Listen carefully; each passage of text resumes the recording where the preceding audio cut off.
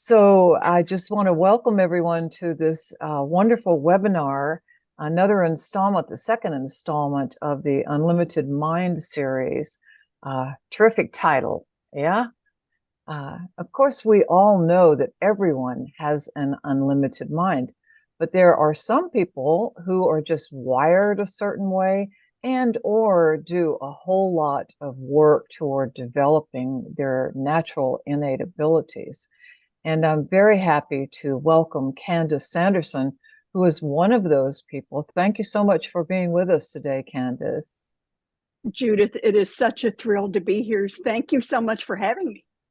I love it, and I love your background. It's high vibration colors, and of course, your book showing there on the left, Reluctant Messenger, Tales from Beyond Belief. Very sexy title. That word reluctance, of course, being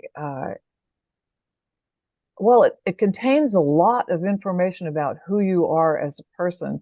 Why don't we just jump right in? And you were a school psychologist. What was that like? That kind of job? Well, it was interesting. Originally I was trained as a clinical psychologist, and then I also got certified as a school psychologist. So I hold both of those credentials. But being a psychologist twice over, my whole life revolved around a very pragmatic style. If I could not use my physical senses to measure something, in my world, it did not exist, not at all, until one day in August, actually it was August 28th, 2013, I just passed my 10-year anniversary. One day I'm driving to work, and all of a sudden, my world opens up and I start channeling messages from beyond. Now, Judith, you mentioned this is my YouTube studio. I have a couple of YouTube channels, but in very small print, you will see an ordinary person's extraordinary journey into the unknown. And this is also key. The title and the subtitle was given to me by the messengers, but I'm not some guru. I am not someone who's had this experience their entire life. It changed for me one day during a 10-minute drive to work. But the point is, I certainly was reluctant and still am, but the point is, if this could happen to me, it's available to anyone. Anyone can learn to do this. Now, if you have some natural skills, if you have a skill set, that's wonderful. You're that much ahead of the curve, but anyone can learn this. I love it. And that day that things opened up, you were driving along in your car. Exactly what happened? Well, I'm driving to work. I'm always early. So I was about an hour early for work, which is on time for me. But as I'm driving to work, I'm not really paying attention to the road. I only have like a 10 or 12-minute drive, and my car is almost on automatic pilot. It's also very early during the day, and so I don't have a lot of traffic, so I really didn't need to pay attention. And all of a sudden, this message just came into my awareness. Intact, like just Intact. The whole thing, spontaneous. Yes. And the wording, the phrasing was not me. It was actually a beautiful message. And after I got it, I thought, oh my gosh, I wish I thought of that. It was so creative. But it was a message about a flower. And I heard, now I'm a psychologist, this was not an auditory hallucination. I did not hear it with my ears. I wasn't hallucinating, but it was like a thought. But the thought was so specific, I knew what words to use. Now, later, let me jump ahead a little bit.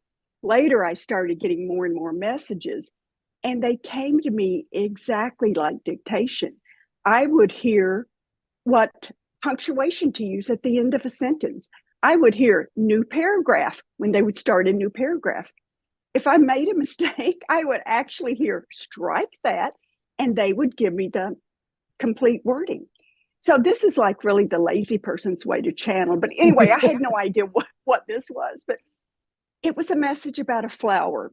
And they, in air quotes, said, when a flower is grounded and its roots reach to Mother Earth, it then ascends toward Father Sky.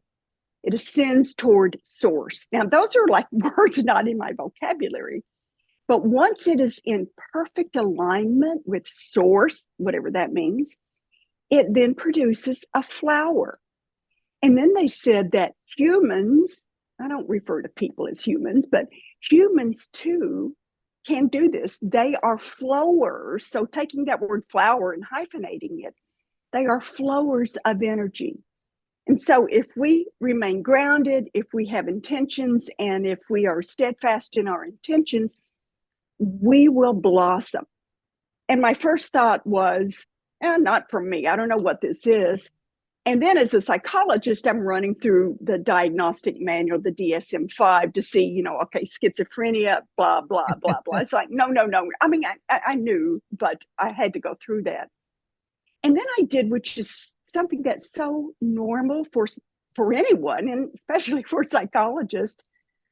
I couldn't explain this. So it's like, deny, let it go. Whatever it was cool. Now let's hurry up and get to work an hour early. I grab my stuff. I'm walking toward the side entrance of the building. I have my keys in hand. And Judith, all of a sudden, I see this beautiful Royal Poinciana tree. Now, for those of you who aren't familiar with that, it's a subtropical tree. It's got beautiful, wide-spreading, kind of a gnarly trunk. It has leaves like a mimosa tree, but it's leaves that almost look like ferns. But the blossoms look like orchids. And this was a bright red-orange one. Now, I have passed this tree 100 times. It's a tree. Not this time. I don't know how else to say it, but it called to me. And I'm looking at it. I stop. I look at it. Now, the sun is just now starting to come up, and there's like mist on the ground. And I see this beautiful shadow of light and dark that's dancing on the ground from the leaves. And I realize this tree is as much alive as I am. I didn't really realize it at the time, but like this was the first mystical experience of my life. Then my eyes, it's like something made me look at this small bud that had not yet flowered. And I realized, oh my goodness, all that information I had just received about a flower was not to be discounted. It brought me back to that. I didn't know what was going on, but I realized this is significant. This is significant. So when I went in the room, I went into my office, and I, didn't really know how this would change me, but it certainly did. Yes, and that happened to a lot, didn't it? Where ultimately, when the messages came with greater, excuse the word, frequency. Perfect word for it, actually. Yes. And you began to realize that a channel had opened and really tapped into something, that very often you would hear a message, and then there would be some manifestation of it in the outer world that would be like a mirror back to what you had just heard, and thus be some kind of confirmation.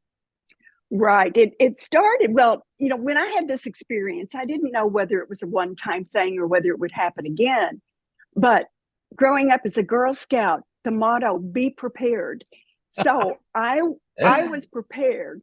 From that point on, every time I got in my car to go to work, I had my iPhone ready with my recording app. And I thought, if this happens again, I'm going to be ready. I will record it. It was like a week and a half, maybe 2 weeks later before I got the first message. And it was a medium type message. Someone I knew who had passed away had a message for someone else. And then 2 or 3 days after that, another message. And within another week or so, I was getting messages, not just daily, but sometimes multiple times a day. And as the psychologist, I stepped back and became the observer. I became the witness. I knew better than to judge it by saying, woohoo, I'm channeling, or to be afraid of it. It's like, let me step out of the way. Let me busy myself with recording. And as I drove, I could voice record. If I was in a meeting and it would happen, I would just start writing furiously. Let me just observe and scribe what is happening. Then, within like 3 or 4 months, I had hundreds of pages of typed written notes because I would go home every night and transcribe. And that's when I started researching. And this information that came to me that was completely novel to me, I could validate. And that's when I realized, okay, there is something to this. Yes, and so it felt real. And you, at what point did you realize that it was real and that validations actually started happening? Pretty soon or ways down the path? Well, I waited a few months and then I started researching because I didn't know what this was. Honestly, I didn't give it a lot of thought because I didn't know where to go with it. But once I started documenting and then researching that documentation, it was information I couldn't make up. Early on, for example, I received messages from a star system, and I'm thinking, how crazy is that? What do you mean you get messages from a star system? But I got words that said, we are from Chiron. Never heard of Chiron in my life, but I heard it with my inner hearing, I guess, with that hard CH, that K sound.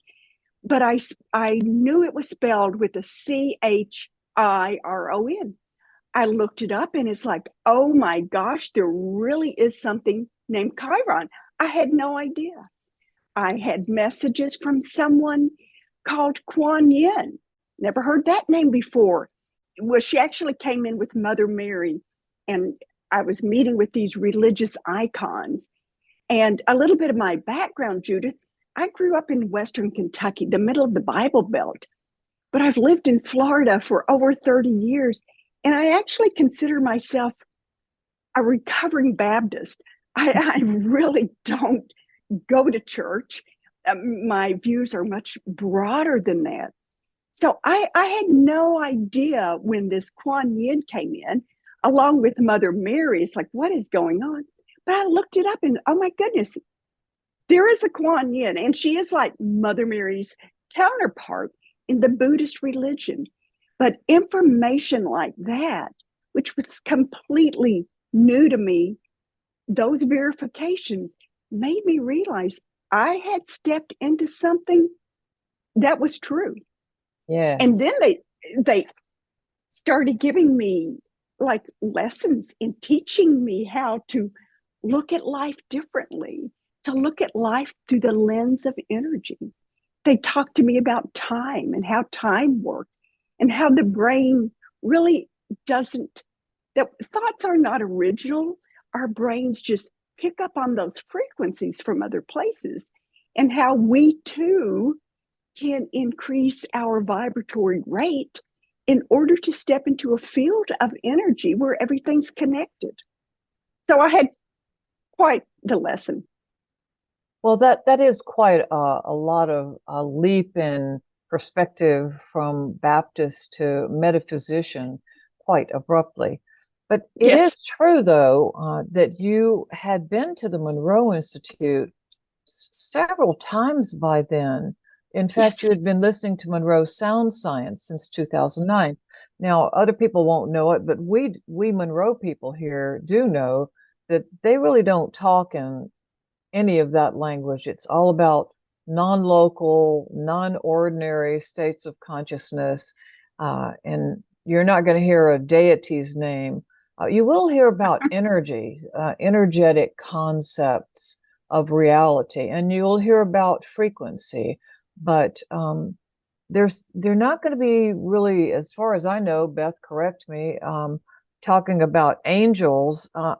They might talk about aliens, though, because there's a lot of star traveling at Monroe, and people do encounter such entities or concepts or whatever they are. But as this got more and more certainly expanded, but non-ordinary and less materialistic, more and more spiritual and non-local. I understand that sooner or later you had a conversation, I read it in your book, with someone. You were attending a family gathering, and someone said something, and you said something, and absolutely flattened the room with one of these perspectives, and thus is the reason you are the reluctant messenger, because of the response you got from those stunned people who thought you had gone out of your gourd. Yeah, how did you, and how long did you stay as a school counselor? And if you stayed as a school counselor for a while, how did you balance these highs with the everydays? Balance is the key there. Now, I started channeling in 2013, but I did not retire until 2018. So I had that many years of straddling the world with one leg clearly in the 3D and one floating in the 5D somewhere. So there really was a balance that I had to do. I had to maintain being on this razor's edge. So what I did is I let my newfound skill set work for me. For example, I'm on, or when I was working, I was on a crisis team. So if there was a crisis in a school with a student who passed away, or a staff member, I would be part of this team that would go and help them process what was going on. Now, one side of me says, they're not gone. They're right here. And if you tune in, you can hear them. But obviously, as a psychologist, I could not do that. So what I would do, I know the importance of energy and heart energy. And the messengers have always told me that the heart is that portal to the other side. So while I would be blabbing away at using the words I needed to say as a psychologist, I let that other side of me, that energy side of me, use my heart energy to connect to those children. I also could use my heart energy to bring in that energy from the person who had passed and let them channel through me to make them feel more comfortable. So I knew what I needed to do, and it actually worked out quite well. Same thing would happen if I would have a meeting at school. If they called me in as the psychologist, that meant there was a problem. Someone was angry, someone was mad. I would go into the room ahead of time. I would clear the energy. And as each person came in, I connected to their heart space. I connected to their higher selves, their angels, whatever words you want to use, words that I didn't use before I had this opening, so that as we worked through whatever the issue was, we were actually working on it at a higher level. And let me say a little something about Monroe, if I may. When I first went to Monroe, I was fascinated by it. And Judith, you know, so many people that do go to Monroe Institute, so many of them are professionals, medical doctors, scientists.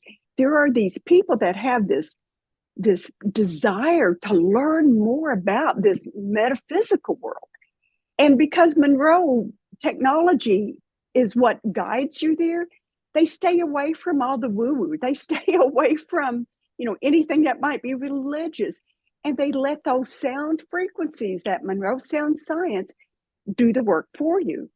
So as I went to these programs, I really didn't have a skill set. But what I didn't realize is I was gaining a skill set until one day I reached a tipping point. And this was during the Lifeline program? Yeah. It was during the Lifeline program. August of 2013, I started channeling. At the very end of July, I was at Lifeline. But let's backtrack. I had had a bilateral thyroidectomy, and my right vocal cord was paralyzed. I could no longer talk. And you can imagine, as a psychologist, if I don't have my voice, it's not easy to work. I had to wear a microphone, and I had a voice box that would amplify my whispers. I could only whisper. I'd been to an ENT who scoped my throat, and he said, after 3 months of not being able to speak, and he said, well, you have a paralyzed vocal cord. He wanted me to come back the next week and we would start doing, talk about surgery. I was going to Monroe that weekend. Beth Vaughn was there. We were there because there was a working retreat. We were part of the volunteer branch for Monroe. And at the very end of the retreat, we were sampling some of the new technology. We had 3 exercises, 10 minutes each, totally unguided. And that second exercise, Buddha came to me. Now, I wasn't channeling at this time, and Buddha was not in my orbit. And he said to me, be silent for 24 hours and you will be healed. I was silent. I was healed. That next weekend, when I went back to work, I could talk. So that was key. And then I had to have some practice, and the practice was Lifeline. So with Lifeline, we retrieve souls who have recently passed, but who not really made it completely to the other side. And I'm thinking, I don't know how to do this.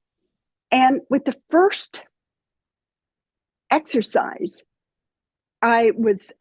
something told me to just reach outside my check unit and grab my phone. I did.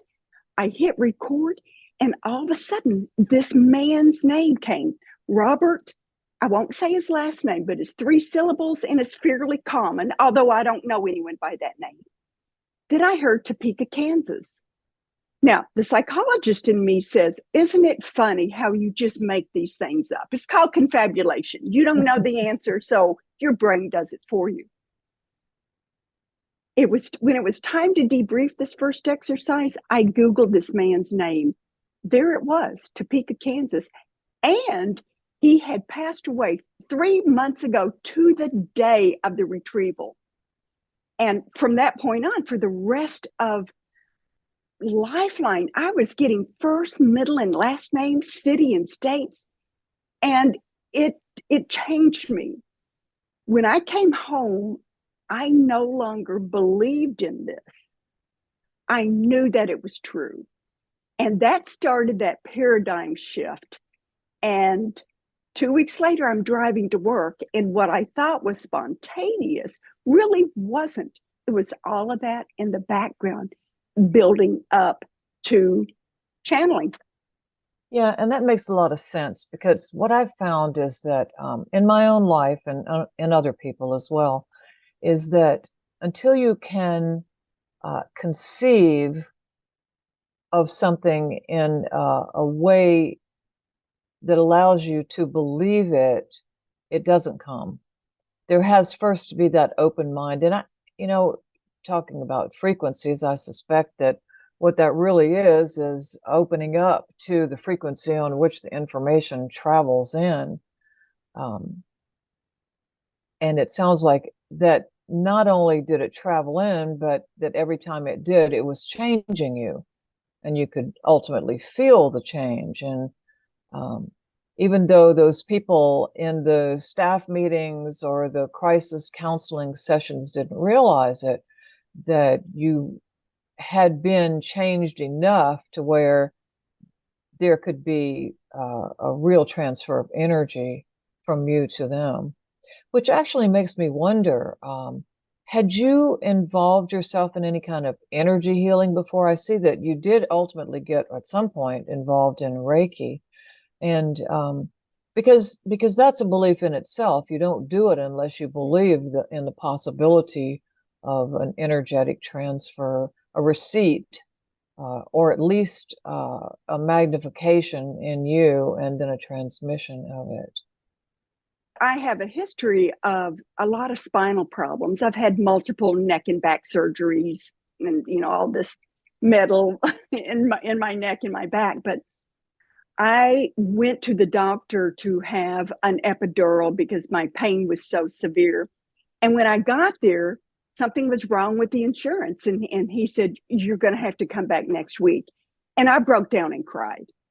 I mean, when I first had my back injury, 6 months after my back injury, I was not able to sit up or stand 2 hours a day combined. I had to use a walker. I mean, I was really in significant pain. So I broke down and cried. But then that weekend, it's a woman who was doing Reiki. I didn't even know what it was. I went to her, and when I left, my pain was gone. And I couldn't believe it. So I didn't have a belief in that. I didn't know what it was, but I was desperate, willing to try anything.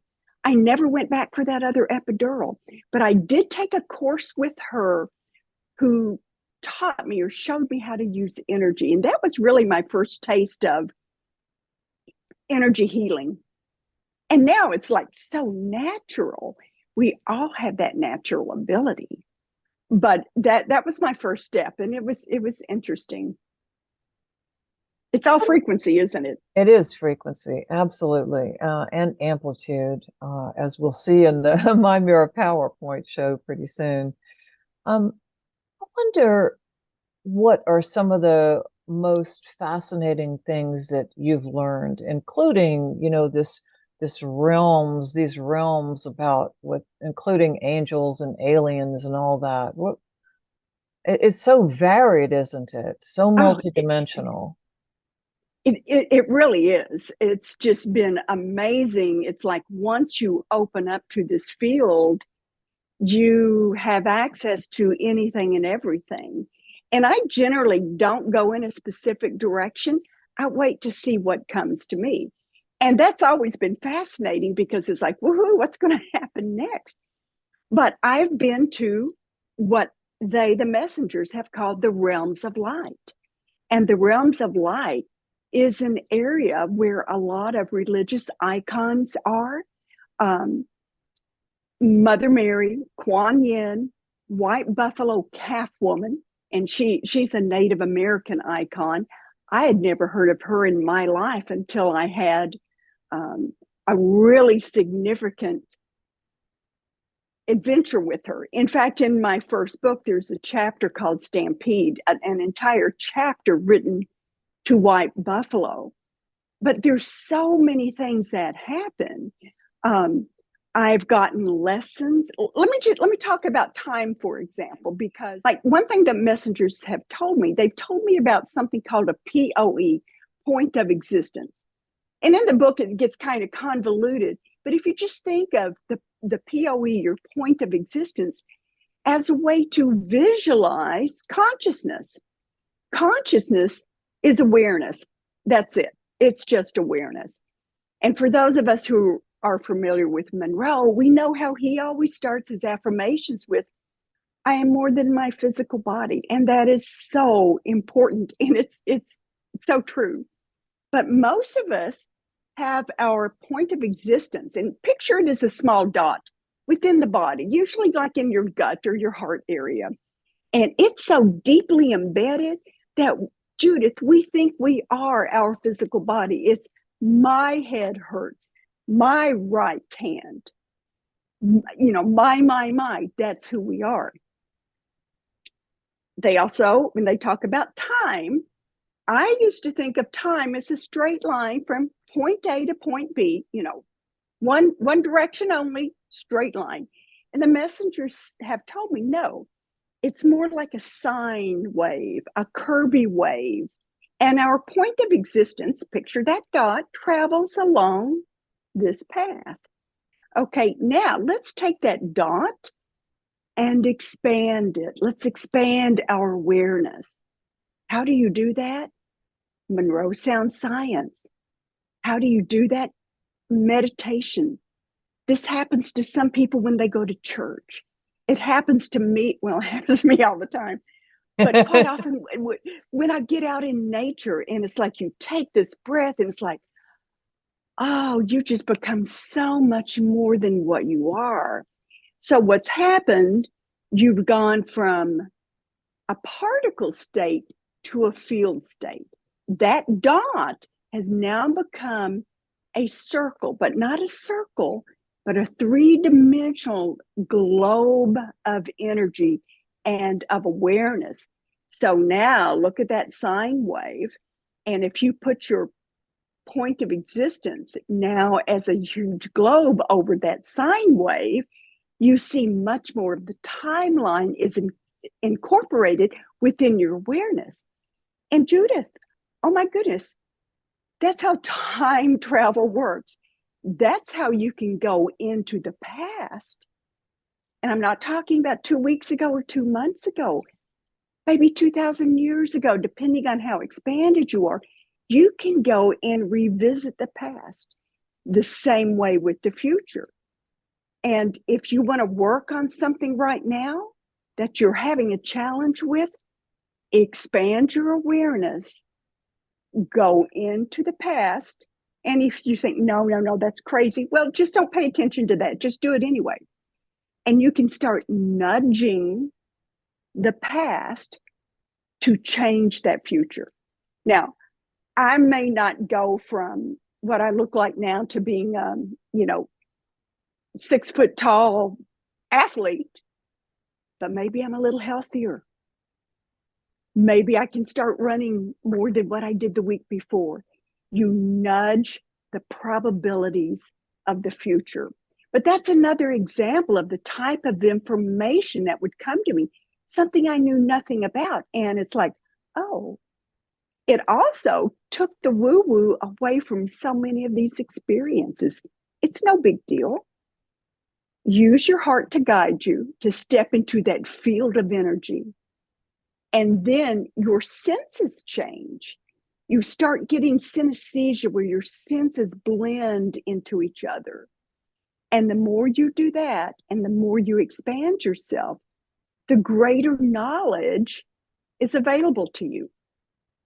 So this is not like remote viewing, this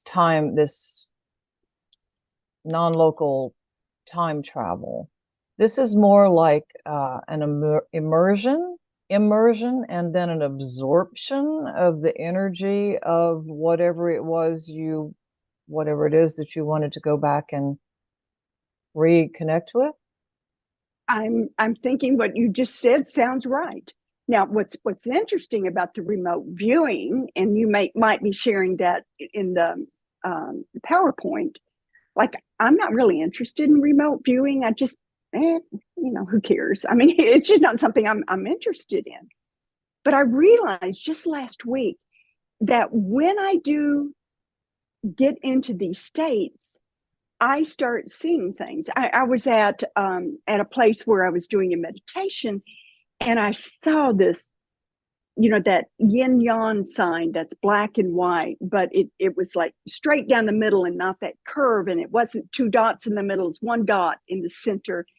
And then I got this message about a black wolf and a white wolf, and I saw all this fur. And when I shared it with the group afterwards, the lady who's in charge of the group stood up and brought something to me. And she has native culture. And she had this beautiful large basket, and someone had just given her a fur of a white rabbit and a fur of a black rabbit. They were together in the same place, and there was 1 stone in the middle. And then I realized, oh, that's what I saw. Now, obviously, remote viewing, you have a target, you don't know what it is, and then you describe it. But when you're in these extraordinary states, whether it's in the present or whether it's in the past or in the future, you do have the ability from that greater perspective to look with your non-physical eyes and see things. Sure. And I would submit that you're working as a school psychologist and extending empathy to those children all those years had something to do with the heightening your awareness and ability to connect with information in the field through your delta. And then it just kind of exploded upward like a volcano, at the time of the Yes. Monroe.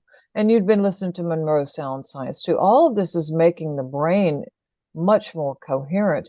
In my experience too, listening and writing down what you hear, it's like the energy is washing over you and making a psychophysiological, spiritual change in you the whole time too, which makes the antenna work better. Yeah. Right. But what's also what I've just gotten in the last few weeks, when you start recording something, well, first of all, so many people say, oh, I can't do an OBE. No one, I can't do that. Other people can. But think about it. We go out of body every day. First of all, we do at night because we're dreaming. We know that. But what about during the day when your observer steps in? Now, I have a good relationship with her, and she can be kind of funny, but she is the first one to point out if I'm walking down the street and I trip. She'll say, you are such a klutz. Or she'll say, I hope no one else saw that. But it's like, that's my observer. So when your observer comes in, you think, wait a minute, I've just shifted or drifted into a field state. Then you can expand from there. We can all do this, but learning to let go of preconceived notions, that the beliefs that we've had are just beliefs. They're not truths. There may be more truth out there. And if we just open our minds and just see what happens. When I start having an experience, I actually separate into the experiencer, the witness, and the scribe. Now, my analytical mind, especially as a psychologist, wants to come in there and say, oh, you can't do that, or what? Oh, look, this is cool. But she gets in the way. So if you start writing, not only for the reasons you said, Judith, but if you start writing, you are engaging a competing response. Do everything you can to describe what you're doing, how you're feeling, what's going on. That keeps your analytical mind at bay, and it allows you to not only be that witness and that observer, but to go farther with it and drift further while still documenting what's going on. Right. Good process. Tell us, before we turn to the slideshow, tell us one more extraordinary thing that you've learned. My mind keeps going to angels and aliens. So have you heard from them? Do you believe in them? Are they real? As far as angels go, certainly I believe in angels. I have connected with the seraphim, and when they come to me, it's very specific. It's like a purple mist that I see coming from my hands. Angels in general, I will see these beautiful, like in slow motion, these scarves of energy, transparent, green and pink. They're just gorgeous as they weave together.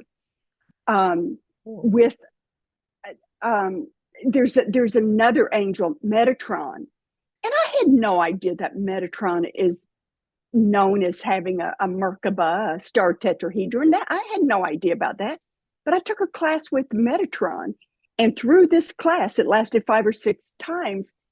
I started building this star tetrahedron. I didn't even know what it was, but that's how I see that energy. Generally, when angels come to me, the first thing I recognize is I become very emotional. And it's not, that real sweet little tears down your face. It's the sobbing and the nose running. It's just like, I just have, their energy is just so beautiful and so loving. I am just like on my knees, reduced to tears. So that's one of the first things. as far as the aliens go, I didn't believe in that whatsoever until earlier this year when I went, or last year when I went to a program at Monroe and I actually had a close encounter. And I'm thinking, oh my gosh, I don't even believe in this. Yet it happened. Tell about As I, oh, it's, as I tried to process this information, once I got home, I realized, I have a whole chapter in my book called Cosmic Contacts. There's Chiron, who I mentioned, and all these others, but Judith, they never came to me in a form. I knew they were star beings. It's like, I don't even know what that is. So now I've seen them face to face and I've had an experience with them. And once I got home and really tried to process this, I started asking questions. And it's like, you know what? They're part of my guidance team. They've always been part of my guidance team, but I was not ready to accept that. I am now, because they pretty much showed up even when I certainly didn't expect it. what exactly happened. Can you describe that experience? Oh, yeah. I was at NDE Spectrum. It was a brand new program. And the programs really started on Saturday, and this was Sunday, right before we went to dinner. We had time for another exercise, and it was like a 35-minute free flow. I think it was a Focus 15, which is the void free flow. Lauren and Fred were the trainers, and they said, you can just relax, or if you want, just ask for information from your guidance team. And I thought, okay, I'll do that. I got in, turned on the headphones, got comfortable. And within seconds, I started getting this beautiful message about, energy flowing and an eagle on the currents of a wind. And, it's like, okay, this must be the muses within, which is my first set of messengers. And then all of a sudden, there was this message about all sensors are open and awaiting for data input or something like that. And I'm thinking, what on earth? It was like very robotic. And all of a sudden, and I'm really good about just describing everything that's going on.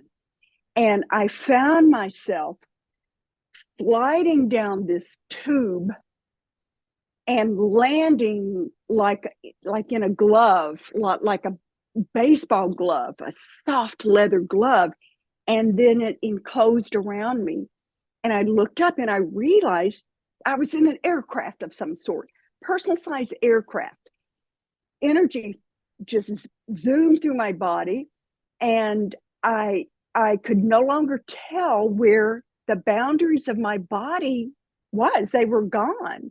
I mean, I saw, like, a welder's torch, how bright those sparks are. I saw that.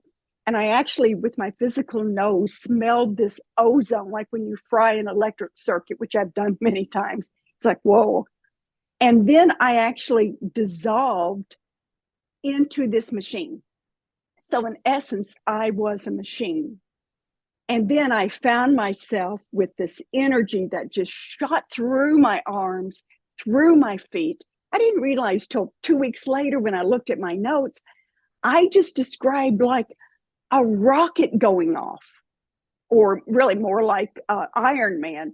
And so I shot up and then found myself in this void, and I'm spinning at the top of a void.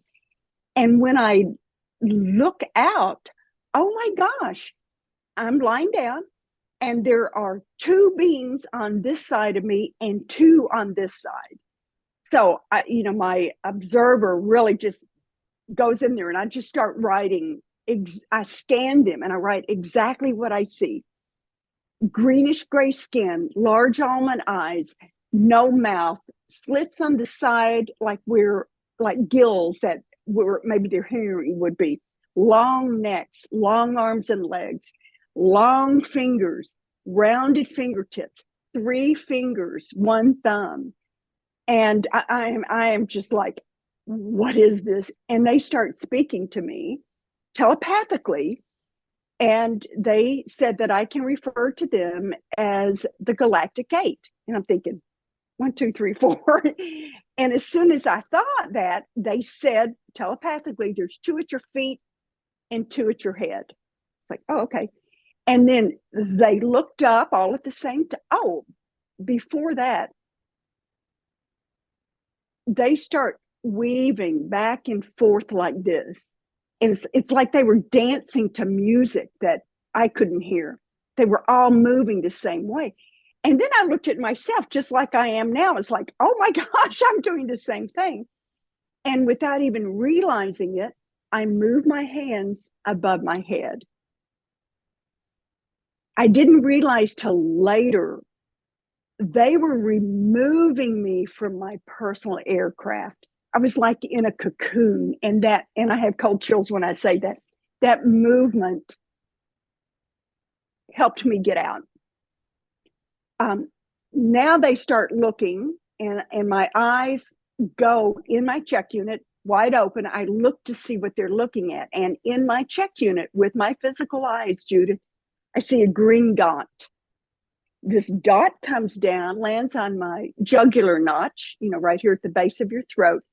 And it goes all the way down to my pubic bone. And it's like, oh, crap. That's a laser. But these beings were kind. And they had told me they were there to protect me and to protect my field. And they were asking, can we do this? Is this okay? And I shocked myself by saying yes. So they were examining me. A few minutes later, another dot comes down and goes across me. And then the very center where my heart is, I now have this green dot, this glob that is pulsating. Well, if you think about the heart, I didn't think of this till later. And the color of the heart chakra is green. So it's just pulsing. But I realized that, I didn't realize, they told me that they put a homing beacon in me so that if I wished, I could call them in. Now, I knew nothing about ETs. And just in the last couple of weeks, I started watching some episodes with Chris Bledsoe. And, he's had a lot of UFO things happen to him. And he calls in the orbs. I didn't even know orbs were associated with ETs. I have pictures of orbs that are 4 feet across where I've called orbs in while I was there at NDE Spectrum. Let me just say a couple more things and I'll wrap this part up. I went downstairs afterwards and I told everyone, it's like, I know you all don't know me. I'm not making this up. And and everyone was so supportive. And I had like 3 people come later and say, we follow Stephen Greer. You're a CE5 protocol, whatever. And it's like, I don't even know what that means. But it's like, wow. But a couple mornings later, I woke up a little bit before 4 a.m. because in the check unit, single-size beds, I'd rolled over on the headphones. And I had this pain right above my left hip and right below my left rib cage. And so I sat up to grab the headphones to remove them because it wasn't painful, but it woke me up. Oh my gosh, Judith, it was not headphones. I saw with my physical eyes 3 long, bony, greenish gray fingers withdraw from my back. And I immediately knew they had taken me, I've got cold chills, once again to their ship. And what they were doing was returning me to where I was. And while I was on their ship, I saw a panel, with instruments, and I saw like 20 others, of them looking and watching me. Once I got home, they came to me in a dream. The Galactic Eight, they turned around, they started unzipping the backs of their heads. And then the skeletal structures just started falling out. And I have a very healthy dream life. I have a dream journal that's over 250,000 words long, so I remember my dreams. And then I realized that green skin, no wonder there were no pupils in their eyes. It's a spacesuit. It's like, oh my gosh. But anyway, so now aliens are a part of my life, and I never thought that would happen to me. So now you believe in aliens. No, I don't believe in them. I know it for a fact that they're there. I mean, it is beyond just thinking or believing. It's like, oh no, they're real.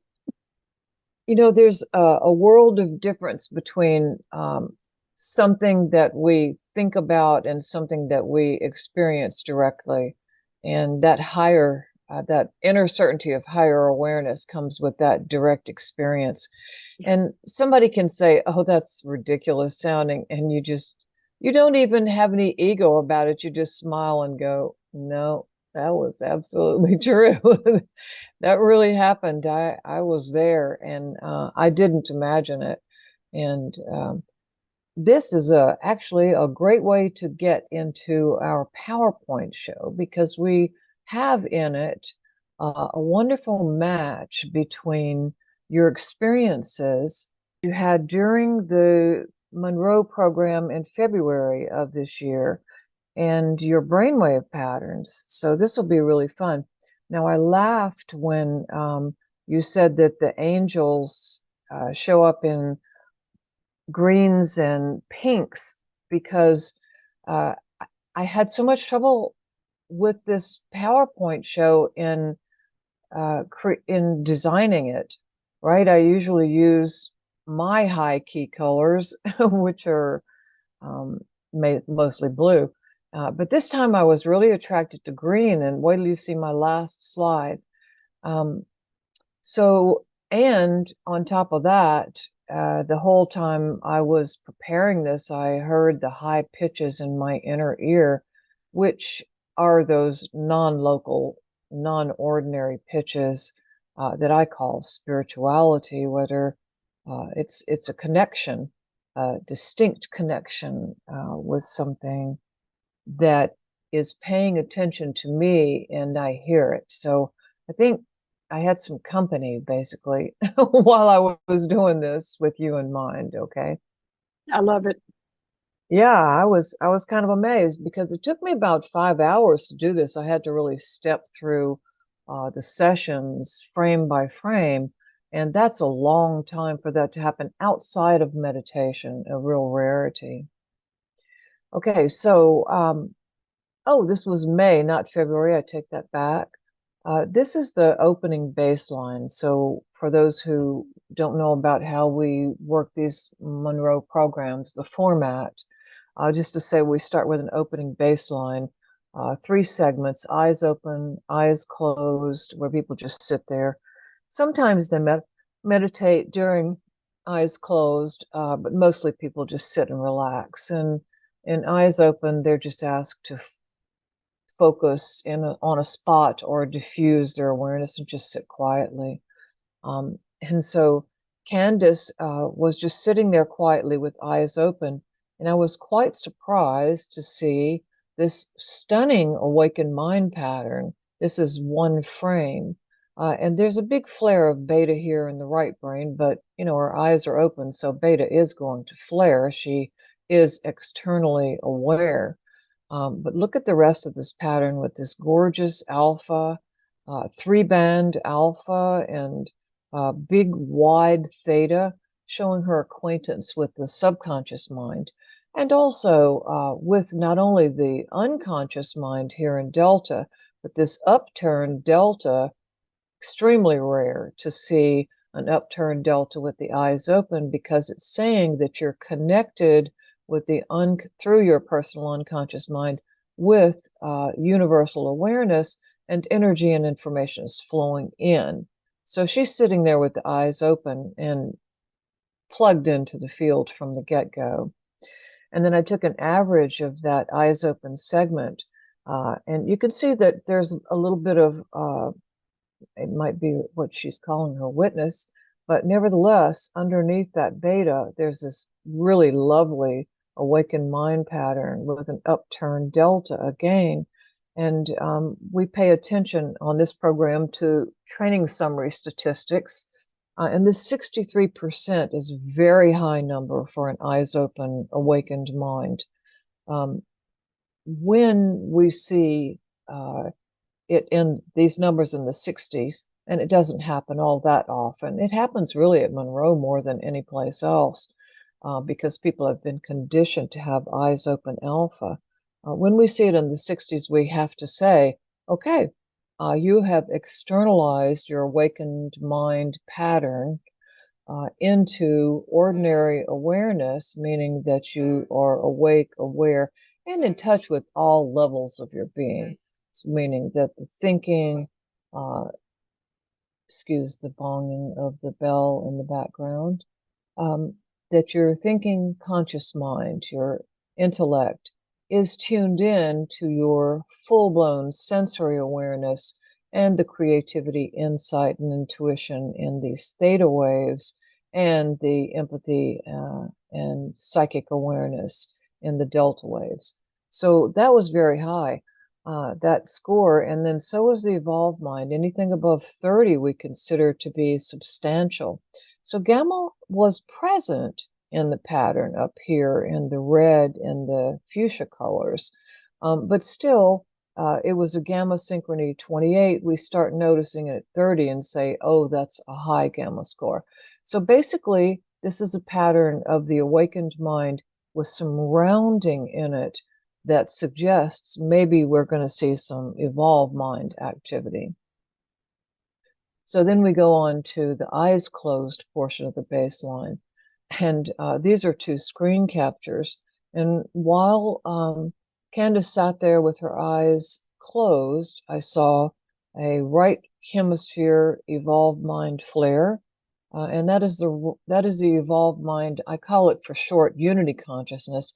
But what it really is the bliss of enlightenment. And unity in terms of unification of all of these other brainwave categories with themselves, and the uniting of that unified self with the greater whole. So that was surprising to see that with this lovely awakened mind on the other side. And then later on, eyes closed 3 to 5 minutes, and always this beautiful pattern that it's moving toward the full circle of the evolved mind, and it's almost there, but it's actually more shaped like the diamond. See this configuration here? This diamond that is a combination of a movement toward the evolved mind, but also has relationship to the higher self. When people are forming this diamond, they say, I was something greater than. Well, that's also evolved mind descriptor, because you are that something greater, and you're not yourself anymore. So from these patterns, I knew good and well we were going to see something amazing. Whether you call this a diamond or an evolved mind, this is a very high state of consciousness. So then we go to the animal sensualization, a 10 or 12-minute guided meditation. And during that meditation, Candice starts out with the same pattern we just saw in the previous slide, this really strong movement toward, and I would have to call that a beautiful evolved mind pattern. And later she said that she actually became this female jaguar that she experienced in the meditation before the meditation started. So she didn't know it was going to be an animal meditation, but she experienced the jaguar before we started the guidance in that meditation. So in the meditation, while she was a jaguar and experiencing life as the jaguar, inside the jaguar's body, seeing, hearing, all the senses, a Native American began to follow her, and the two of them combined into an orb of light and zoomed around galaxies beyond time and space. That orb became all that is. And she said, there is nothing, no thing that we are not. Now, I have to say, Candice, that you think you're a skeptic. I may be one of the worst. And if somebody came out of a non-brainwave meditation and told me this, I would say, oh, that's a wonderful fantasy. But actually, from her brainwave patterns, I had to say, huh, there's something to this. This is an experience that we actually have pictures of. So here you see this diamond, certainly on the top, almost a complete diamond here on the bottom, and more so a diamond here, and a perfect diamond here at the end. So this is Candice in what we know from many other people to be the awareness of the higher self. And here, you see, I've got this set for an attenuation of 17, and this is 17 also, microvolts. She disappeared into an out-of-body state. So I didn't even notice this disappearance into an out. So she's becoming this orb zooming around galaxies and an out-of-body experience. The merging, becoming the nothing, the no thing, that's more this pattern here. But the emergence and the travel is more this out-of-body experience. And later on, Candice told me that she had sensed that all along that during her own meditations and mystical experiences, she was traveling out of body, but didn't have proof. Well, like I say, I didn't see it here, but after this, I kept seeing it, and it was a pattern. So we went into this very next, I think this was, this was that morning of the opening baseline. And she starts out in the diamond pattern, and 17 microvolts attenuation here and here, has 50 microvolts attenuation here and here. So really strong patterns. I mean, this is a rare pattern to see in anyone. So she goes there, and then she bottoms out. She blasts through the bottom of the subconscious and unconscious mind into these super low frequencies. And then she goes into, again, this is 17 microvolts. You can see that it's 3 microvolts, this out-of-body pattern. And then she goes back to the 50 microvolts in an evolved mind pattern. So energy is actually coursing through her as she absorbs and experiences it, and these very real events. So she said what was happening was a platform above my head was sweeping me out energetically, allowing more energy to come around me. I became a bubble, then a torus field. And those of you who know about toruses would have to agree that this looks a whole lot like a torus, which is sort of hourglass shaped.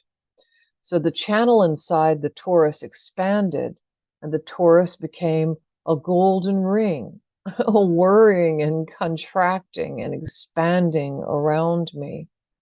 Once I became a dewdrop, traveling everywhere.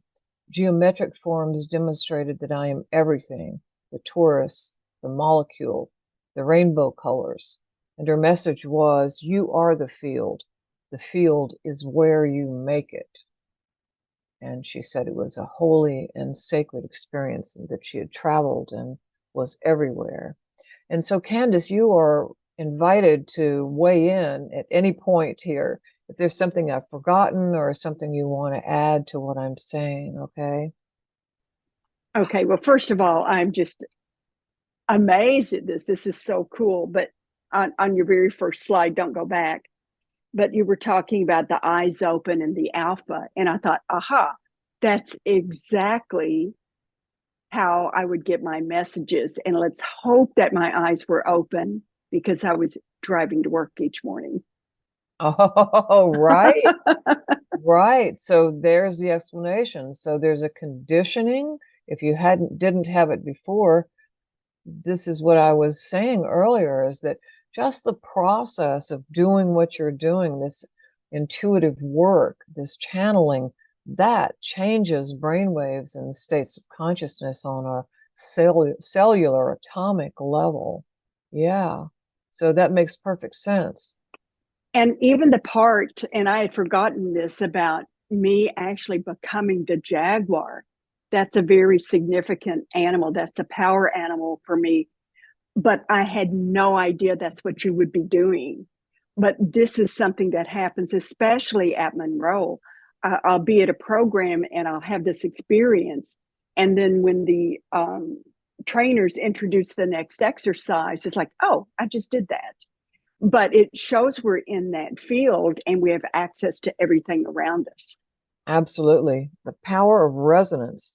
But here, the power of resonance is really interesting, that you're going from 17 microvolts to almost 3 times that in attenuation. That is very significant. And moving back and forth in microvoltage, that is a processing of energy in the brain and the body. So then I thought I chose hypergamma spaces because I thought you might be interested in the timing of how these changes are happening. So at 1655, here's Candice in an awakened mind pattern, not a ton of theta, but still an awakened mind.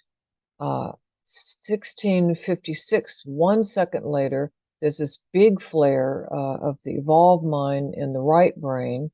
6 seconds later, she plunges way back down into the theta and delta in almost perfect, except for this band right here, a perfect evolved mind bottom, high amplitude. And this is at 30 microvolts. So this is already happening with the energy exchange to 3 times that 17 we see here and here. And then at the 30 microvolts, she goes out of body again. Granted, it's 30 microvolts, but you can see that it's less than 6. And in comparison to 30, that is a absenting, of brainwaves, brainwave activity, of voltage, of brainwave activity. And what happens there, just to say a little bit more about that, is that normal brainwave activity moves into abeyance. It absents itself because the concentration of consciousness is outside of the body, literally in an out-of-body experience. Now, where is it? Well, it's in the field itself, like Candice was saying about time. That bubble or orb has expanded and is moving somewhere along those sine waves in time and space. So she said of this experience that this one was more experiential in events and sounds, became a liquid silver. As I heard music, I became that silver, and then the aurora borealis circled and enfolded me. It looked like a giant eye. Then I became the wind, riding on air currents, clicked out for a short time. When I came back, I was looking at my feet. I was a translucent body filled with multicolored rocks or stones related to healing. Something opened in the earth. I went straight down to the core, came back up slowly, heard thunder, and turned into the tree of life. I was melding with the universe, experiencing vibrations, wind, sound, and healing in ways never before. At some point there, you were a jaguar observing a circle with fire spinning around. So I'll ask you about the jaguar in a moment. But for now, just want to point out that the elements that show up in her meditation, like the tree of life, like the jaguar, and as you'll soon see, an orb, become repeating elements that serve for her as landmarks, so that when she either deliberately or spontaneously connects with them, that they take her back into the same brainwave patterns as before, in which were generated all of these extraordinary experiences. I mean, this is incredibly eventful. It's quite amazing that you were able to remember it, but not given this high amplitude alpha, which is serving as a bridge and a way to keep you awake, even as so much of your experience is happening in these super low and slow frequencies. Now, in this out-of-body pattern, the alpha has completely disappeared. In fact, the theta is at the higher amplitude. And But I'm wondering if that's where I clicked out when my alpha dropped down. well, click out or out of body. In your case, what's happening is you're sliding down into these low frequencies and then dropping out. I mean, this is 1702, this is 1710. So in 8 seconds time, you went down from 30 to 6 microvolts of brainwave activity, and everything went down with it. So that looked to me like an out-of-body pattern. So what was happening with this jaguar? Do you remember observing a circle with fire spinning around? No, I don't. Was this the same exercise with the jaguar, or are we This at a is different? hyper gamma spaces, not the Oh, okay, original that was animal meditation. This was more, this is one of the MSS SAM meditations with the gamma beads. okay. And I'm wondering if I actually started this one with a bookmark. Now, you call them landmarks. And when you first told me about landmarks, I thought, oh my gosh, I know exactly what that is, because the messengers have called that bookmarking. And they have said that when you are in an extraordinary space, you can come back to it, even if it's just in your, not just, but in your dreams. And so when I'm in a space that I know is significant, I freeze frame, I look around, I pull in all the information I can so that I can return to that. Now, in one of these exercises, as we debriefed, Judith, you told me that I had an OBE, and I thought, oh, I didn't know that. And it may not be this one, but one of them, well, probably more than one, I actually use that as a bookmark or landmark so I could go back to it. So I'm wondering if, I'm making this up, but I'm wondering if that jaguar was part of something that I had bookmarked, and that's why I went back to it. Yes, But I definitely think so. I mean, because the the jag jaguar keeps showing up. and the jaguar and talk up, you mentioned the elements. We've got silver, we've got liquid, we have fire that's spinning, we have the wind, we're looking at rocks related to healing, and that all, especially with the jaguar, sounds very native culture to me. Mm-hmm. um Mm-hmm. and Yeah, then just that silver, yeah. jaguar observing a circle. So is that me out of body with the fire that's spinning? I don't know. It's interesting, very fascinating. Thank you for sharing this.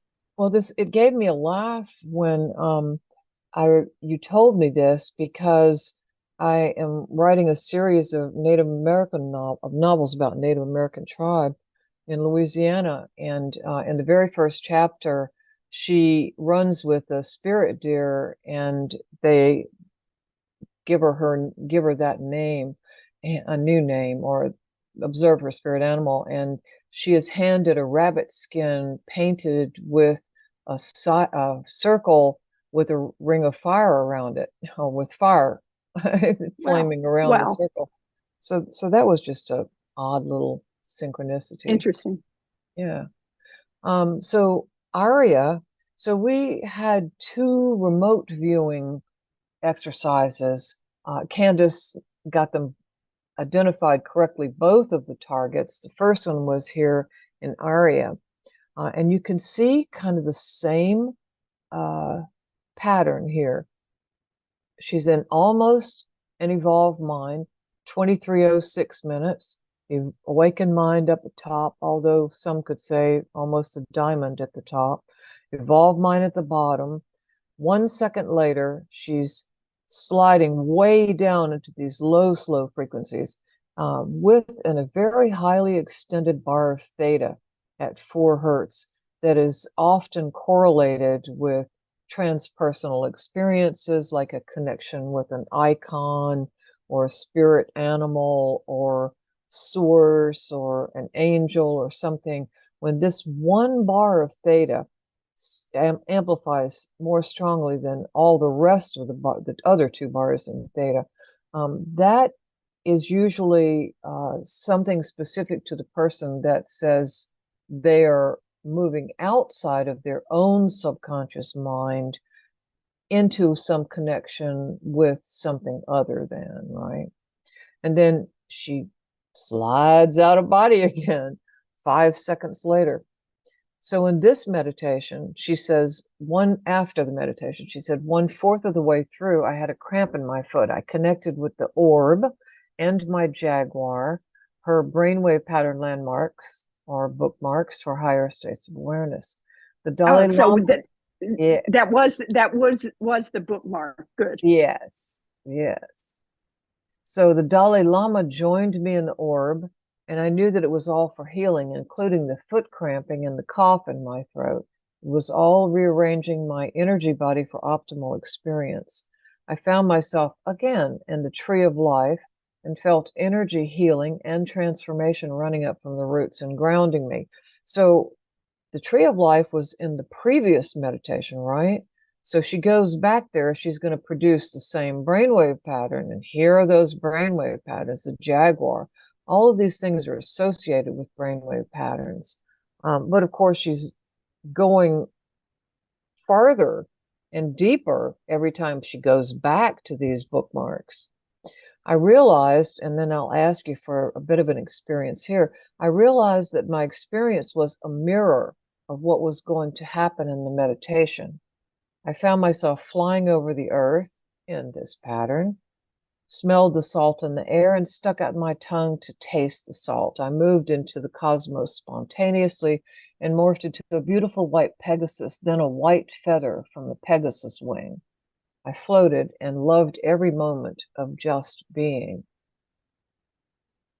Talk about eventful meditations. Wow. she's other than traveling. that, nothing happened. Right. Other than that, nothing happened.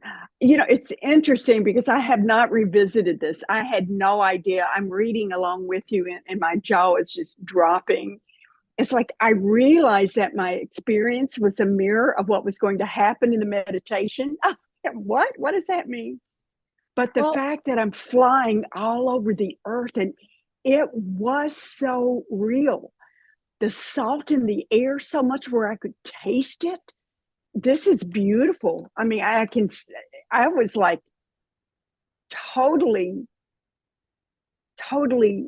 in the experience. I was the experience. Exactly. You were the experience. And that might be why it's a little hard to explain in the analytical beta mind what you meant at that time when you were so high by a mirror of what was going to happen in the meditation. I mean, you did have a cramp. The Dalai Lama joined you for healing, right? They're arranging your energy body for optimal experience. And then you go out into your energy body and have these experiences. It probably has to do with some fifth dimensional conceptions that don't translate very well here. But something that's interesting, and this is information I'm getting right now.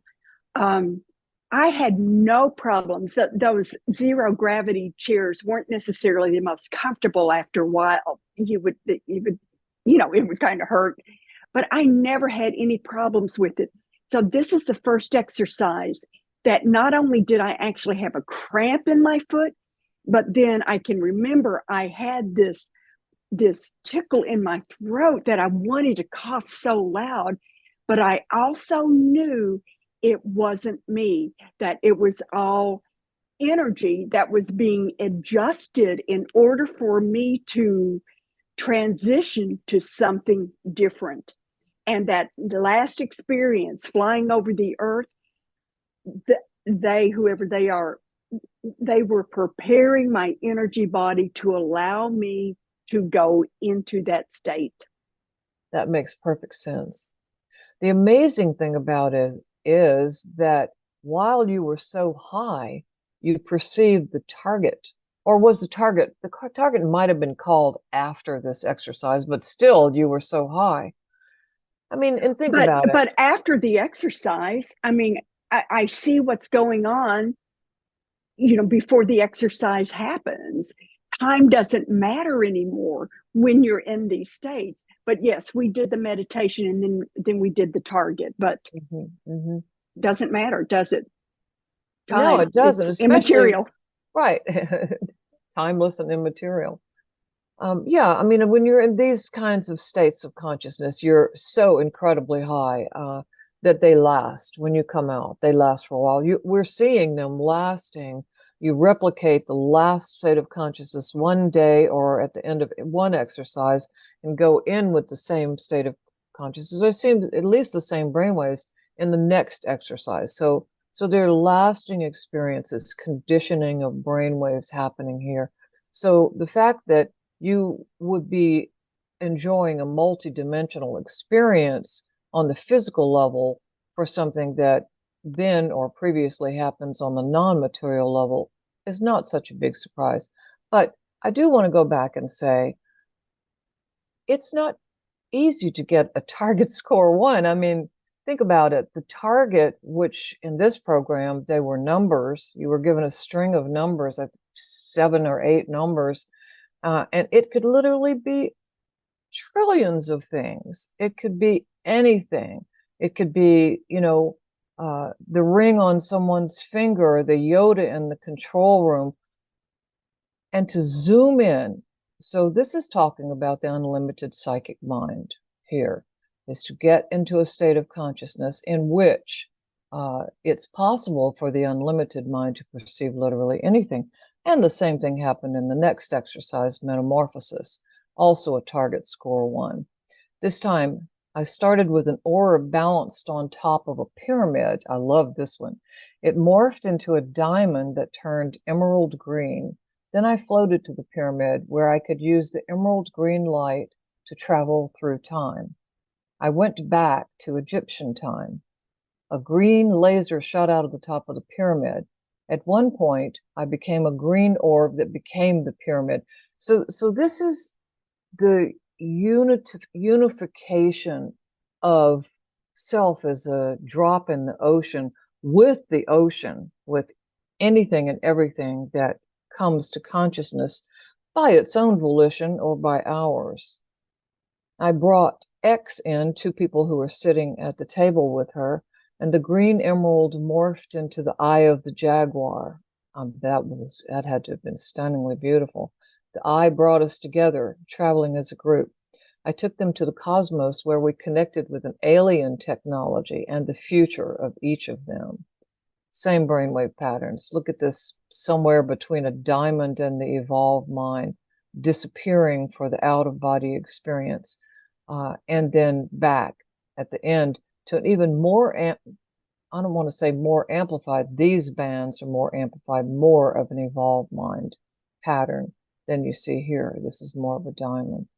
So when we exit our bodies and we unite with that energy, and come back, we are more indeed than we were before. Yeah. It's pretty cool stuff.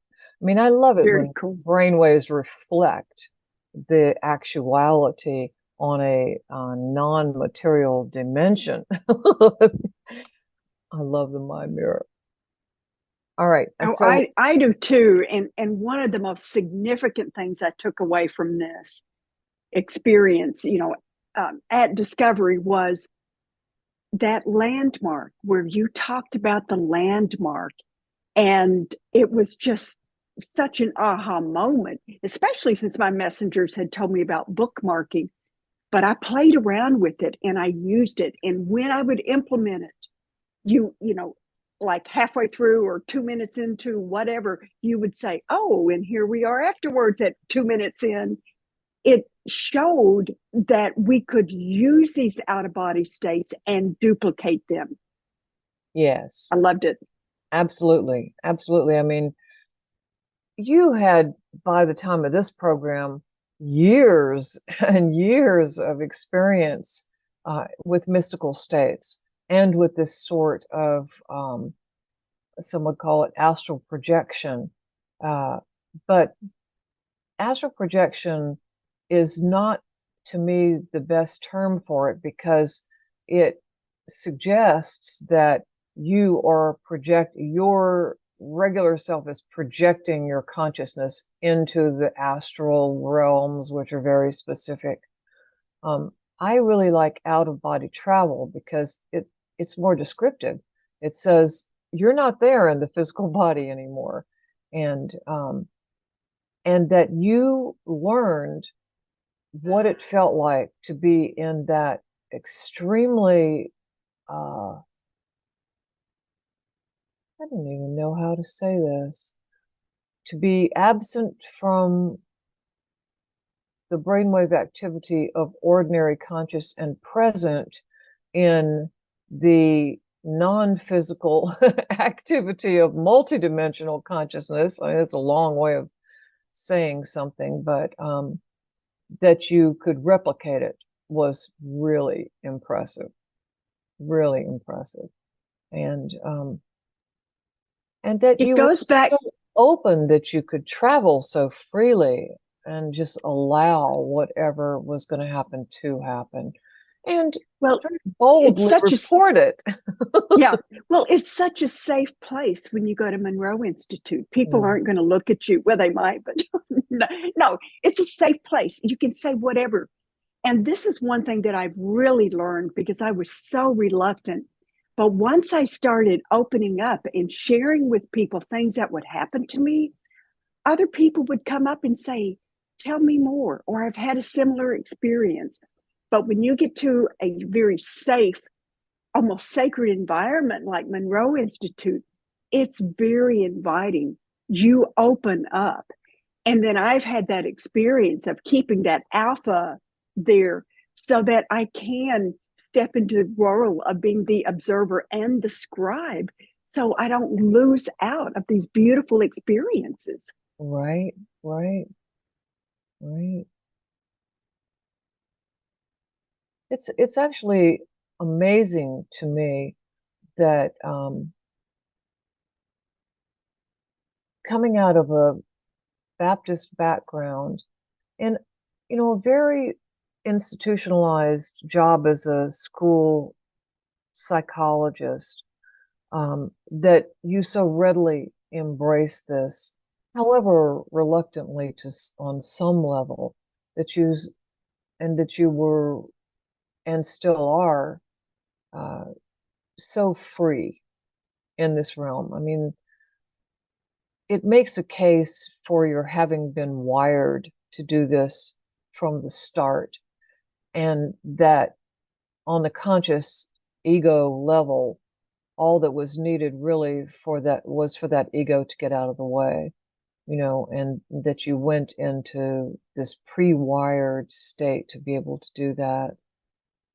I mean, we're all wired to doubt and disbelieve, and try to make logical sense of what's not logical, what is actually happening on the level of psychic intuition. But it's very cool that you were able to just fly around through the cosmos. And not just that. I mean, that's one aspect of it, but it was more about, for you, becoming that jaguar, becoming that orb, melding with others, and in one meditation. So I was telling Candice before the show that I was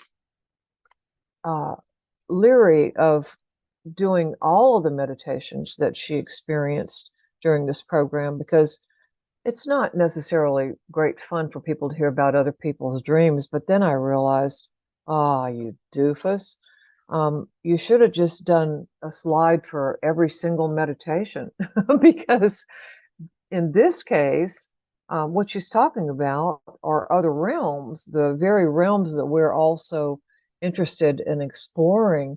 So I have the drawing sheet for the next billion years. And that was very cool.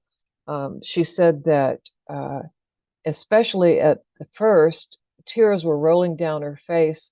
She started where she left off yesterday, the orb and the indigenous person, traveled into the cosmos and connected with source, literally melted into it, no distinction.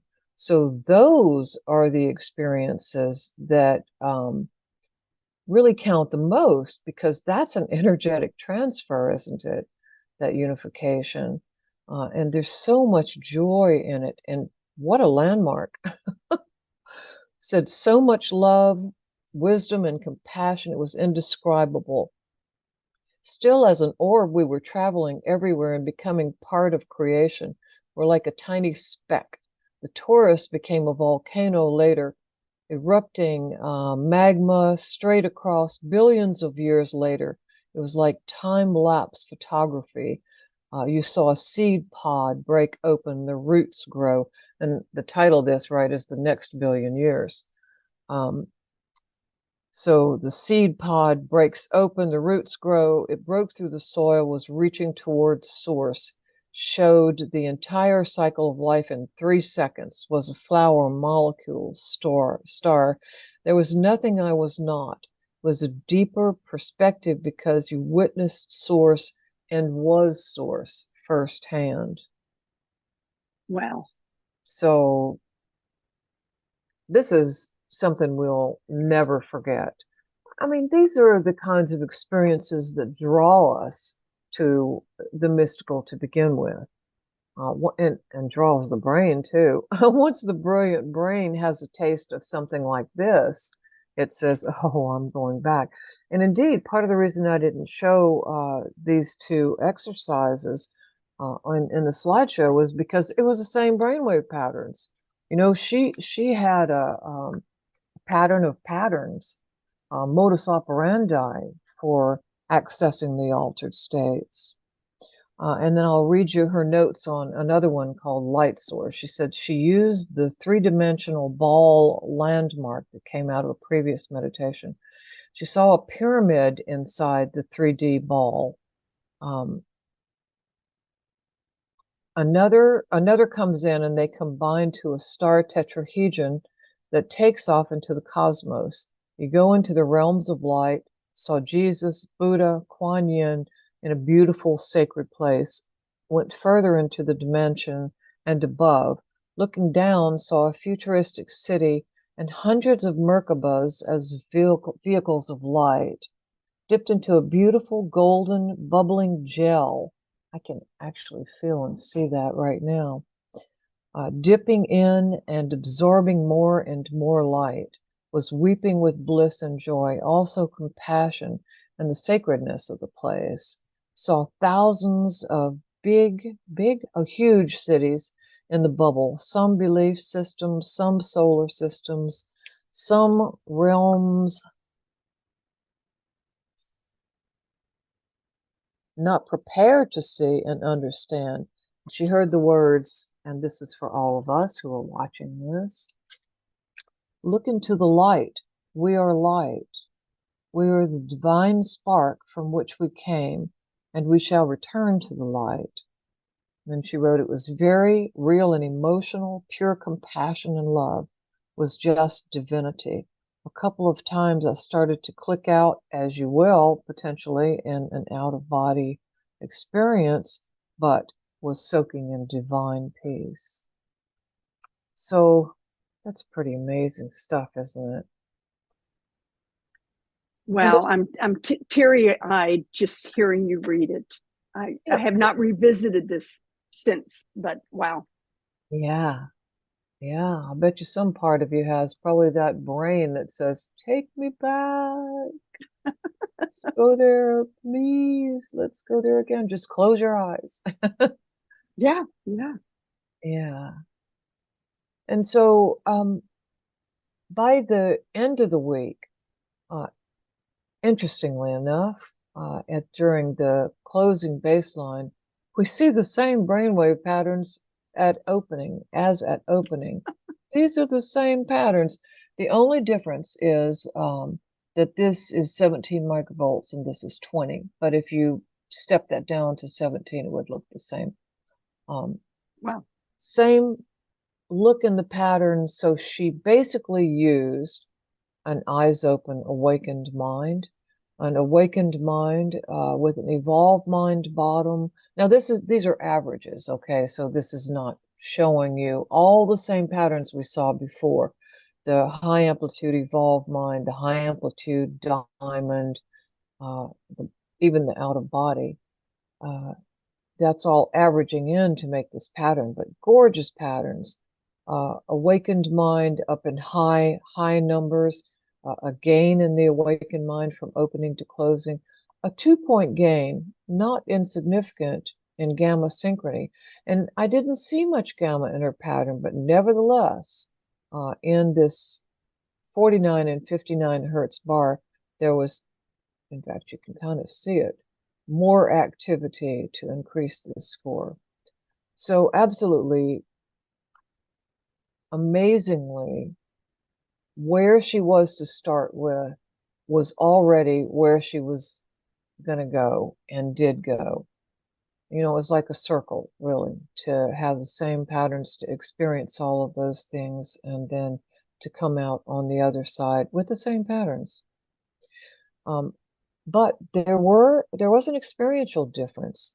So in the closing animal meditation, she said she slipped into the jaguar, but this time was more of it than before. And she had some explanation of that and the specificity of it. In fact, why shouldn't I just read it? I didn't have room to include it on there. She said that she slipped into the body and noticed a scar. I did pick up, noticed a scar on her upper right shoulder, like hers. So, hello, mirror. She slipped into a jaguar, and the jaguar takes on her physical characteristics, and vice versa. But also, she felt the soft pads on the bottom of my feet, the claws hitting the tail, helping her balance. Very visceral, to the point where I was the animal. Felt heat, felt the sun and the heat on my back. As I was returning, brought back wisdom, the power to protect, and grace, which is absolutely lovely. All right, get ready for the colors in this next slide. There are your angel colors. Beautiful. Like I said, these are not my colors. This is not the kind of PowerPoint show I usually make up, but I did feel guided to do it. So apparently the messengers, wanted you to have this confirmation. In her closing self-assessment at the end of the program, she wrote that each exercise brought new insights and fabulous states of expanded awareness.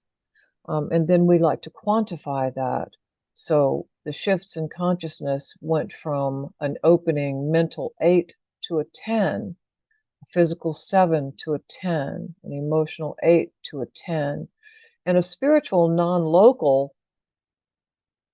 I mean, given what you do, you're already at a 9, and even that increased, which is pretty amazing.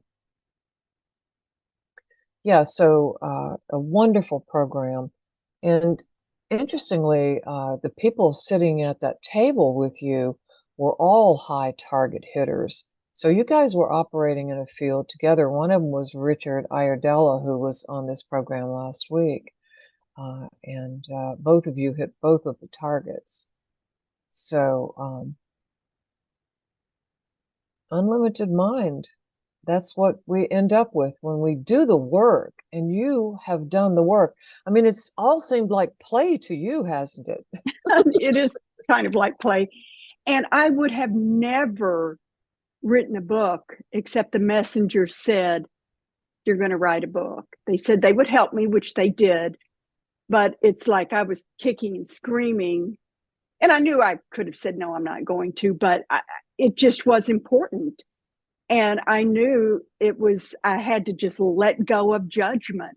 And if people wanted to roll their eyes at me, let them roll their eyes. But I've been so surprised how many people have contacted me And even when I was still working, they would come up to me and tell me these stories that they had never even shared, like with their spouse. So when you open a door, you never know who's going to come through it. Well, and you've had It's been worth it. 10,000 readers, right? 10,000 Yes. readers. That's quite a lot of people. Yeah. And you have a podcast. Tell us about your endeavors, which other people might join. Well, you can check out my website, CandiceSanderson.com, but I have a couple of YouTube channels. One of them, I've got like 170 little videos. And what I try to do, Judith, is share what I know and what's worked for me. And I don't want to be a teacher where I go somewhere and I charge people money. No, just show up and listen to what I have to say. I've also moved some of those YouTube videos to an actual podcast. So I'm just reusing what content I have. I also have a YouTube channel, and you can find that first one, well, on my website, but it's under The Reluctant Messenger. But I also have a YouTube channel with Donna Rebido. I was on her podcast, and she got a message that we needed to do a YouTube channel together. So we did. It's called The Reluctant Messenger Unleashed. We have 24 episodes, and we go through my first book, chapter by chapter, sometimes page by page. And we've learned so much just by going through that I actually now have a second edition of The Reluctant Messenger. I just picked up so much more information. But you can find me at any of those places. But if you really want to see me in person, go to the Monroe Institute. That's where I love to go. I'm not there often enough, but when I do, that is my spiritual practice. It's not spiritual for them, but it's my spiritual practice. I love going there. People are so open, and you just gain so much information. And we know all of that. They're just training wheels. And then we take what we've learned, not only what we've learned, but how we change, how our frequencies change, so that we don't need that anymore. We can come home and we can step outside of our bodies and just expand. I love it. I love it. Well, let me open this up to questions now. We have a few minutes left. Does anybody have a question for Candice? If so, just unmute and speak. I was just curious if you felt like some of the gamma meditations that you experienced was maybe how they differed from maybe some of the earlier program sounds that you listened to. Just, was there a difference, contrast? I don't know that I can say there was a specific difference that I could pinpoint, but everything through this program, and I know later on we kept getting more and more gamma, my experiences were just so much more real than many of them in the past. Now, it may not show on my brain waves, but I just felt like I was so much a part of the actual experiences. Now that you mention that, I'm going to do an aside here. My back went out a few weeks ago and I couldn't get in to see my acupuncturist. So I went to someone else. And so he was working on me. He was a chiropractor, but he did acupuncture. And he put these needles in my back and hooked them up to this, these electrical impulses. And then he said, "Is that too strong?" And I said, "No." So he left for 30 minutes and then he came back. Well, he said, "I'll call you tomorrow to see how you are." And he called me and he said, "Can you go out to eat lunch with us, my wife and me this week?" I said, "Sure." I never turned down a meal. And he said, "I've got to tell you what happened." He said, "When I was turning up the voltage, it's normally 5 to 7. He said, yours went up to 37 hertz. And he said, that's very close to the gamma, which is at 39.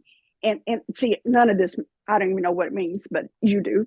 And then he said, at 40, when people have gamma, and if they have Parkinson's, the shaking stops. So yours was up to 37. He said, the machine has never done that.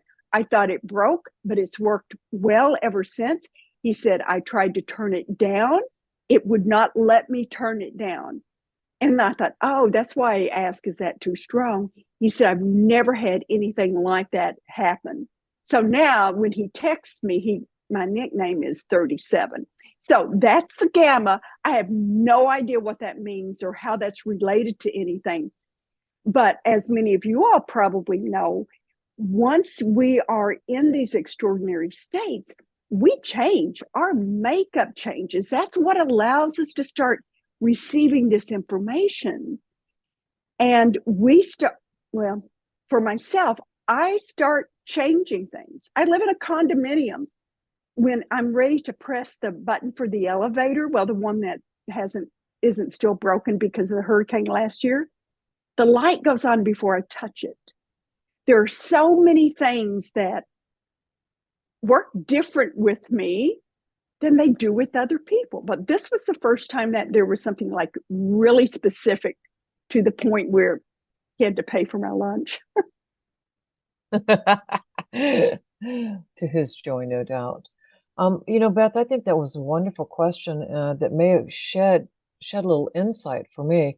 So even though Candice was not in training with the gamma frequencies in the discovery meditations, it may be that where it was helping her was the intensity of the inner experience, just like you said just now, Candice, where you were such so richly experiencing, enmeshed in the experience, worthy experience. That's the kind of thing that gamma stimulates. Yeah. Speak up. Thank you, Beth. Once we put this on YouTube, and I'll put it on my channel as well too, you're welcome to come in and make comments and ask any kind of question you might have, and I will certainly answer it there. Lovely. Well, I had a little bit of similar background. My Baptist experience was in Indiana in a small town, and I went to Wheaton College, which made that sort of thing happen even more. Eventually got into Eastern philosophy with biofeedback back in the early 70s. I went to the Monroe Institute in the late 70s a couple of times.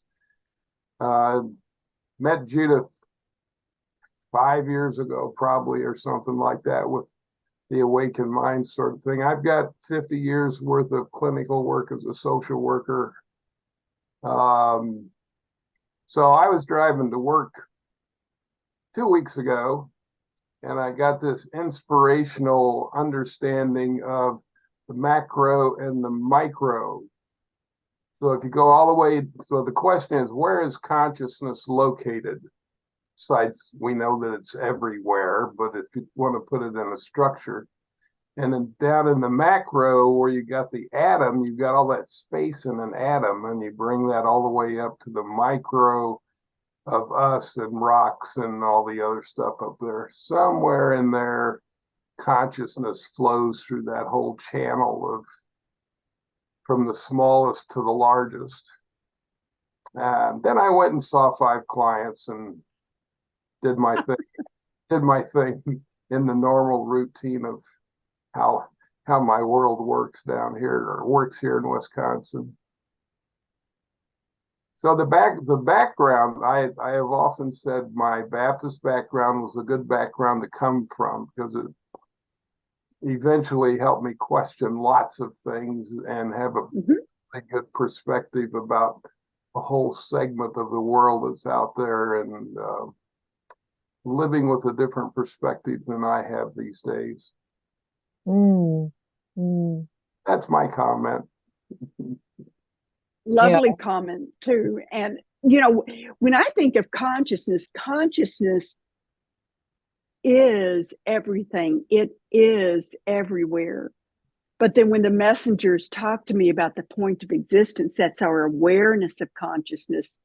So many of us, and me as a recovering Baptist, my awareness can only be within my physical body. That's all I am.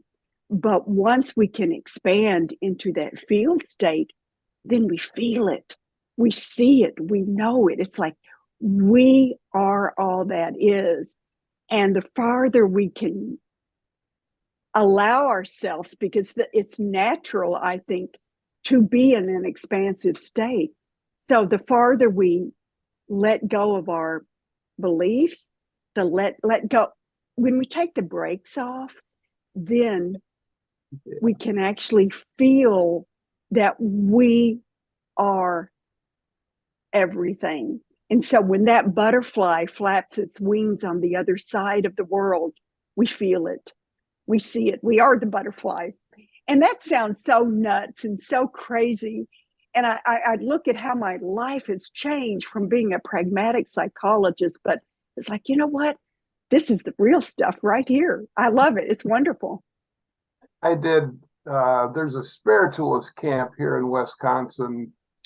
There's probably 12 or 15 of them still out there left over from way back in the 30s, but I worked for 3 summers doing readings at that spiritualist camp, and I was fascinated with the things that would show up in my head to say, and the accuracy of it was, like you said, you just don't know where it's coming from, and it goes against my background, but right. It was helpful to some people, I was told. So good, excellent. The ultimate point of it all, our being here, is to be of help to someone else. I love how Edgar Cayce, deeply entrenched in Christian, albeit Methodist dogma, said that you only get to heaven on the arm of someone you have helped.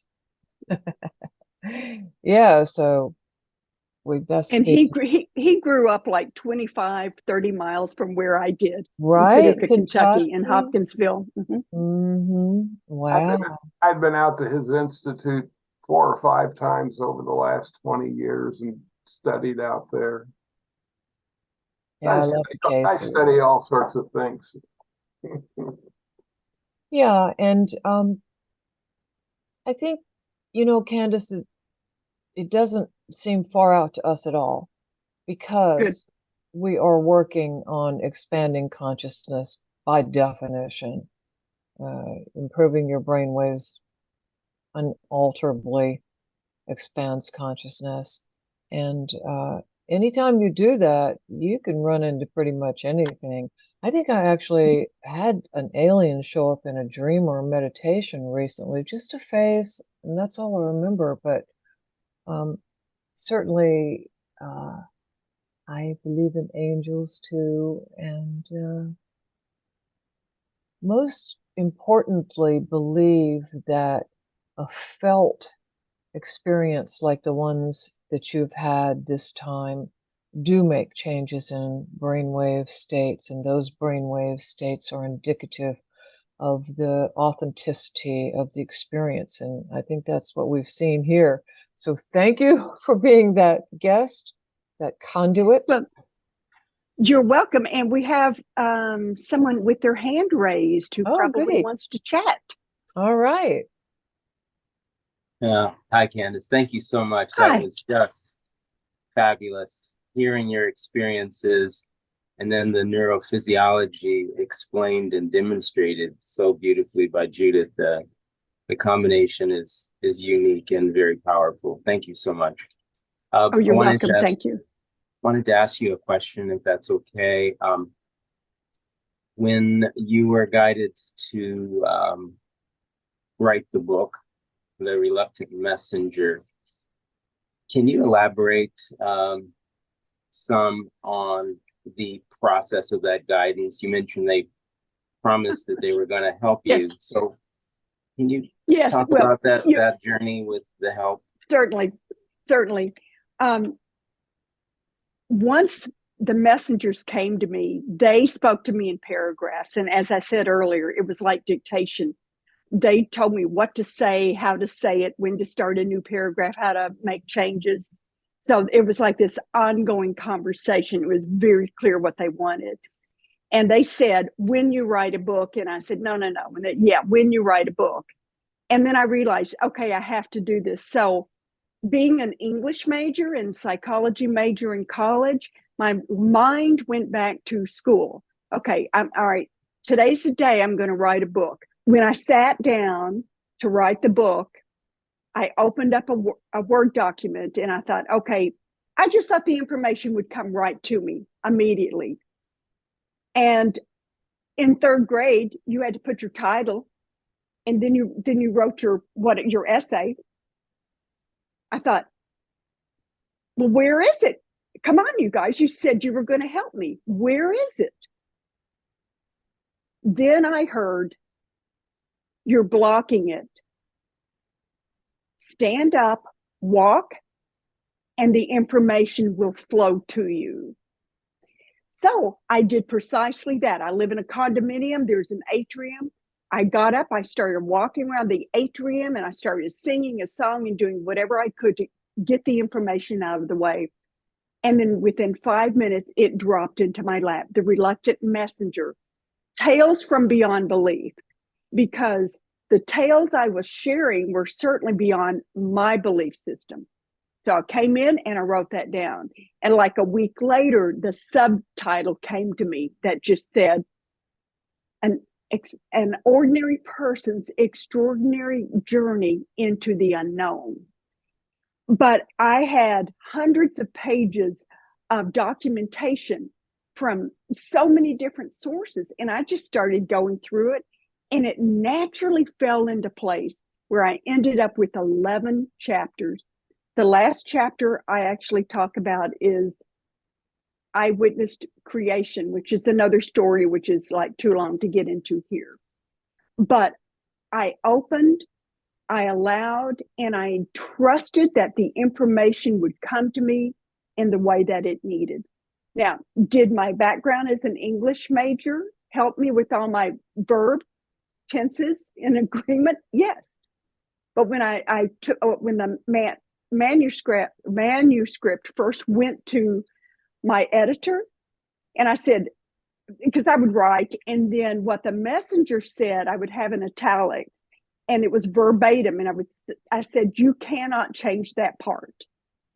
And she got back with me and she said, you know what? I had to do a lot of work on your stuff. But she said, I had to read what the messenger said, to understand the flow of the book. She said, there was not a single thing I would have changed in that. And so I was like, oh, I should have just let them read it all, write it all instead.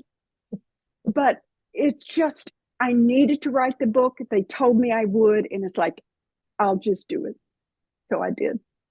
Thank you so much. That's superbly helpful. Anyone else? Judith, I'll just say one more big thank you to you for inviting Candice to and introduce her to all of us, because it's always, every extra person showing up like this opens more and more paths and passages to all of us, from this self-absorbed ego to how far we can go beyond our consciousness. Because surprisingly or not, in the morning I was thinking that how very individualistic culture prevents you from going beyond, your self-absorbed ego, because you keep being stuck on your own problems, your little self, your survival. But then if you have this ability, and I guess here the profession, the psychology works really well, because it helps you to tune in the empathy, train your empathetic skill. And this tuning in and listening, it's so important, and observation is so important. Yes. And I just was thinking, as long as we are capable of opening up and absorbing what's coming in, really absorbing, digesting, transforming, we are fully alive. As soon as we lose this capacity, it's basically the way out. we're closing ourselves up. And here Candice is a great example of, this perfect skill to open up, to tune in. So much to learn and so much to follow to all of us. Thank you, Candice. Great You're welcome. program. Thank you for having me. Thank you. We all thank you. What a perfect example of an unlimited mind. Thank you so much for being here with us, and we looked forward to watching your progress as you become more and more well known, and we appreciate being connected with you as the Mind Mirror community and hope to spread the word. Thank you.